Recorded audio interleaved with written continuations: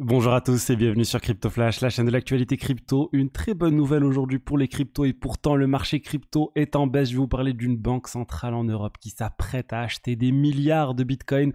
On va aussi parler de BlackRock, je vais vous parler de scammers dans le monde des mêmes coins, on va parler de Binance, on va parler aussi de X et de ETF, Dogecoin, bref, plein de choses à vous raconter. On commence avec la baisse des cryptos, un BTC à 102 300 $, moins 0,38%, Ethereum 3130, moins quasiment 2%, Solana moins 2%. Bref, le marché est en baisse globalement aujourd'hui. Pourtant, regardez ce qui vient d'être annoncé par le chef de la Banque centrale de la République tchèque. C'est assez fou, il vient de donner une interview au Financial Times où il nous parle en fait de son projet de rachat de milliards de BTC, d'achat plutôt de milliards de dollars de BTC. Concrètement, il veut que la Banque centrale de la République tchèque achète jusqu'à 5% de ses réserves externes en BTC, sachant qu'ils ont 140 milliards d'euros de réserves, on va dire, disponibles pour les cas avec lesquels ils peuvent acheter des produits tels que des actions et d'autres actifs tels que l'or. Il veut allouer 5%, jusqu'à 5% de ces 140 milliards à l'achat de BTC. Donc c'est juste fou, j'ai jamais vu un président d'une banque centrale annoncer ce type de choses. Alors ça doit encore être validé par le conseil d'administration et on devrait avoir le vote ce jeudi. Donc je vous tiendrai au courant si ça passe, mais si ça passe, c'est juste énorme.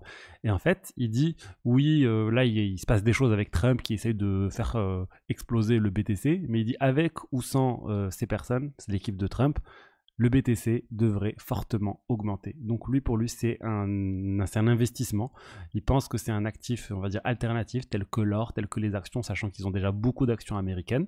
Et il veut mettre 5%, ce qui n'est pas énorme. On ne peut pas lui dire, tu fais un pari complètement absurde. 5%, c'est tout à fait raisonnable. Je vous avais annoncé que BlackRock il disait qu'il y avait un certain nombre de fonds qui pensaient investir de 2 à 5% de leurs réserves en BTC. Donc là, on a le patron de la Banque centrale de la République tchèque qui vient de faire une annonce vraiment incroyable. 5%, je vous ai dit, ça nous fait à peu près 7 milliards d'euros. Imaginez, 7 milliards d'euros qui arrivent sur le marché. Et surtout, c'est pas ces 7 milliards qui vont changer la face du Bitcoin. C'est l'étincelle, on va dire.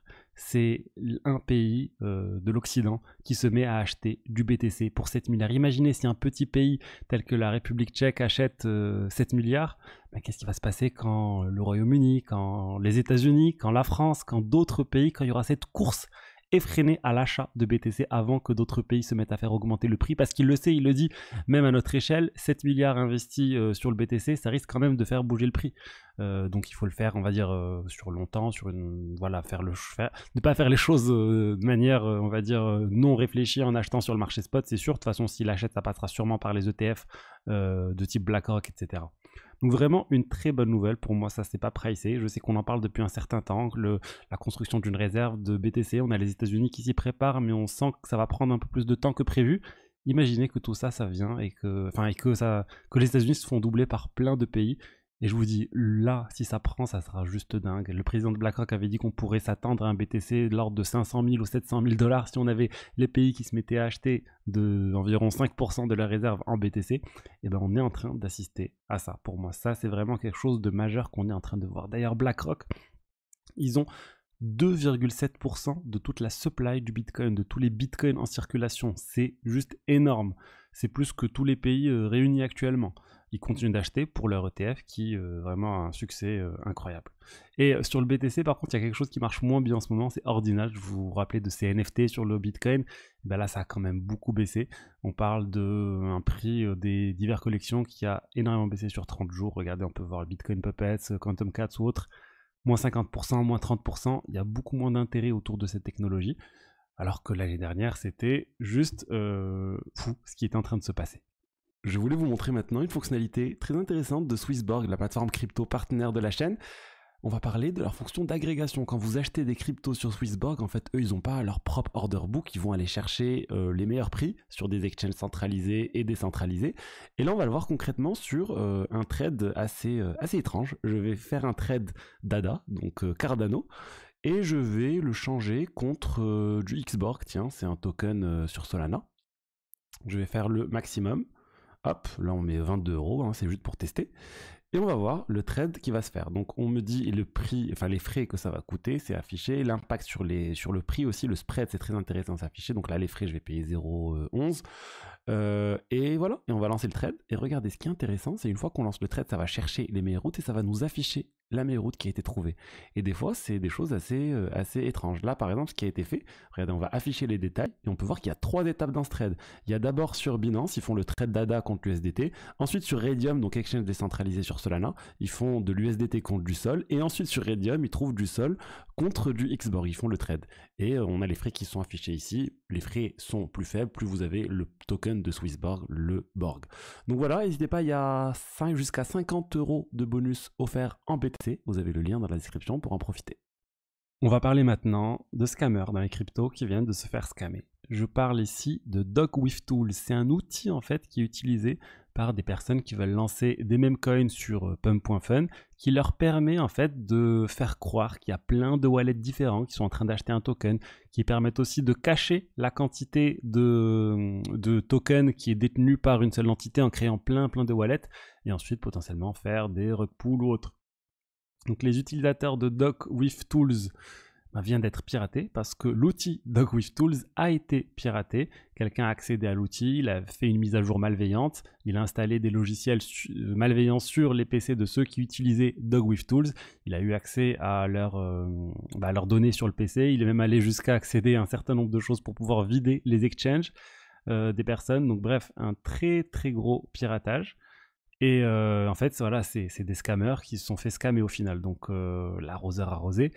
Mais bon, c'est incroyable. Maintenant, ce qu'il faut voir, c'est ce que nous disent HackXBT, ça serait bien que le hacker publie la base de données de tous les utilisateurs. Mais bon, on verra. Mais en tout cas, ça montre encore une fois, là je parle pas de piratage ou autre, mais quand vous avez un ordinateur qui utilise un wallet, surtout si vous n'avez pas de Ledger ou autre, ne téléchargez pas de logiciel bizarre sur votre ordinateur. Un logiciel que vous installez sur votre ordinateur peut potentiellement accéder à tout ce qu'il y a dans votre ordinateur.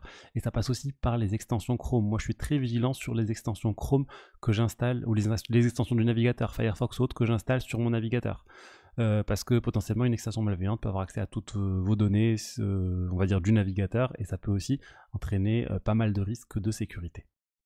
Ensuite, je vous avais annoncé hier qu'il y avait une information judiciaire contre Binance. Donc c'est en fait quasiment ce que je vous ai dit hier. Il y a eu des faits présumés de blanchiment. C'est juste une enquête à ce stade. Voilà, Binance dit qu'il nie l'ensemble des choses qui leur sont reprochées. Donc on va voir maintenant ce qui va se passer, un procès ou autre. Je vous tiendrai au courant quand j'aurai plus d'informations. Ensuite, X, anciennement Twitter, ils continuent leur stratégie pour lancer une application qui permet de faire plein de choses, y compris des services financiers. Ils viennent d'annoncer un accord avec Visa qui leur permet de relier le X-Wallet à Visa, qui leur permet de faire des paiements peer-to-peer, qui leur permet d'avoir un lien avec la banque. Il n'y a pas encore de choses qui ont été annoncées autour des cryptos, mais la présidente de Twitter a annoncé qu'il allait avoir plein d'autres annonces cette année. Je pense qu'il y aura des annonces crypto, ça va finir par arriver, stablecoin, Dogecoin, Bitcoin, on verra, mais voilà, quand on connaît l'amour d'Elon Musk pour le Dogecoin en particulier, je m'attends à quelque chose à ce niveau-là. Et d'ailleurs, en parlant du Dogecoin, regardez, on a Bitwise qui est un émetteur d'ETF très connu, ils ont notamment un ETF Bitcoin avec dans les 4 milliards de dollars sous gestion. Ils viennent de faire une demande pour un ETF Dogecoin. C'est incroyable ce qui se passe avec les mêmes coins et les Dogecoins aux États-Unis avec les ETF. Plein de demandes dans tous les sens. Donc Bitwise ont fait cette demande. On a aussi des demandes qui ont été faites autour de l'ETF Trump. Ici, la SEC ne dit rien sous 90 jours. Les ETF seront lancés. C'est une sorte d'acceptation tacite. Donc on verra, je pense qu'il va y avoir plein de choses qui vont se passer au cours des prochains mois sur les cryptos, sur les meme coins, sur les gros tokens aussi, XRP, etc. On sait que Ripple, ils ont financé la campagne de Trump, ils sont assez proches de l'équipe Trump actuellement, donc on peut s'attendre à un ETF XRP, ETF Solana. On sait que David Sachs, le président, le chef, le crypto tsar actuellement, est pas mal exposé à Solana, donc on peut s'attendre à pas mal d'ETF pour 2025. Et enfin, pour ceux qui ont de l'argent bloqué sur Torchain, il y a une proposition là qui a été publiée pour pouvoir permettre d'une certaine manière de rembourser les utilisateurs. Et comment ça va être fait? Tous ceux qui avaient de l'argent bloqué lors du blocage sur Torchain, et ben, ils vont avoir un token qui va représenter une sorte de valeur de leur jeton lors du moment du blocage. Ce token va être tradé probablement en dessous des 1 dollar. Ça va représenter, normalement, ils vont recevoir l'équivalent du token qui représente l'ensemble de la dette à un instant T, mais ça va représenter moins au final que la dette réelle parce que ça va se trader à une quantité inférieure à 1 dollar. Bref, je pense que les gens vont s'en sortir peut-être avec 10%, 20%, 30% de ce qu'ils avaient bloqué à un instant T, et ça va être ils vont pouvoir vendre ce token sur le marché secondaire, et petit à petit ce token devrait se rapprocher de 1 dollar et même de potentiellement plus. Attention, c'est juste une proposition, ça doit encore être discuté, mais voilà comment les utilisateurs pourront espérer d'être remboursés. Alors malheureusement, c'est pas un remboursement en token natif. Ceux qui ont par exemple des tokens BTC bloqués, Ether, Avalanche ou autres, ne vont pas recevoir des tokens Avalanche ou autres, ils vont recevoir une valeur en dollars de ce qui a été bloqué à cet instant, et cette valeur risque d'être inférieure, encore une fois, au prix réel des choses. Voilà ce que je voulais vous dire aujourd'hui sur les diverses actualités. J'espère que le contenu vous a plu. Si c'est le cas, n'hésitez pas à liker, à commenter, à vous abonner. Et je vous dis à demain pour la suite. Allez, au revoir, ciao, ciao.